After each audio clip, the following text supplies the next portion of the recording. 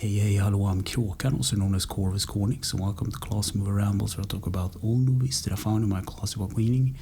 This week's movie is Happy Gilmore. It's about 1 hour and 28 minutes long, and it starts with Happy explaining about his life and his dad wanting him to be a professional hockey player, which he is terrible at, and his father passed away actually during a hockey game, and Happy can't keep down any job that he even attempts to do, and meanwhile, his grandma is not doing that well either. She's in trouble with the IRS because she hasn't paid a bill in the entirety of her life.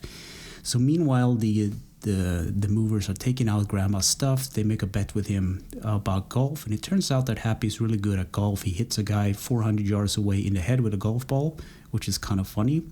And that leads into him practicing at like a green or a ranch, hitting out balls. And this professional, golf player realized that he has potential. He's called Shubs, by the way, because he lost his arm. He's like has a wooden prosthesis. So Happy agrees to be trained for a cash prize. So they enter a tournament, which he wins. He's really bad at putting, but he's really good at like hitting out. He's really has a really strong drive. He actually plays golf like he would, hockey. And also, the poor grandma is put in this nursing home when things are not shaping up very well for her. It's kind of comedic because one of the guards are actually a total bad guy, Later there's some more competitions and there's some rivalry also thrown in there. And Happy needs to learn how to behave because he's very aggressive when things are not going his way, but the people like him, and that leads into one of the secretaries try to talk him down, and it ends up with a date on an ice rink, so things are going really well for him.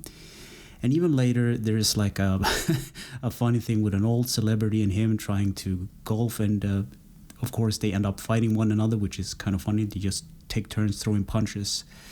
Meanwhile, this is happening. Grandma's house gets bought by the main rival, and Happy needs to win it back in a tournament because they make a deal.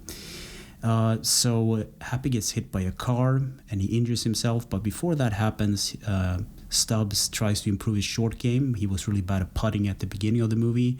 And that ends with Happy actually trying to give him a present. So he actually wrestles the alligator that bit Stubbs' hands off in the first place. And that ends up scaring Stubbs. So he falls out the window and he dies. So it's dark humor, I guess. It's kind of weird to explain. I laughed, but I probably shouldn't have laughed at it.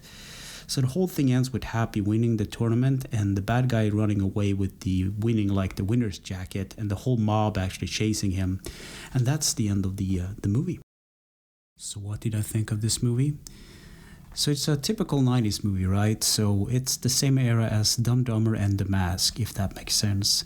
Some of the jokes are good, others they don't land at all, and some are just plain weird, but I enjoyed the movie for what it was. I actually picked this movie up at the flea market for basically nothing, and I actually haven't seen Happy Gilmore previously. I think I did, but I hadn't, and when I started to watch the movie, I was like, I've seen a couple of Adam Sandler's movies like Big Nicky and I forgot the other one, but there's a comedic movie, I think it's called Click or something like that.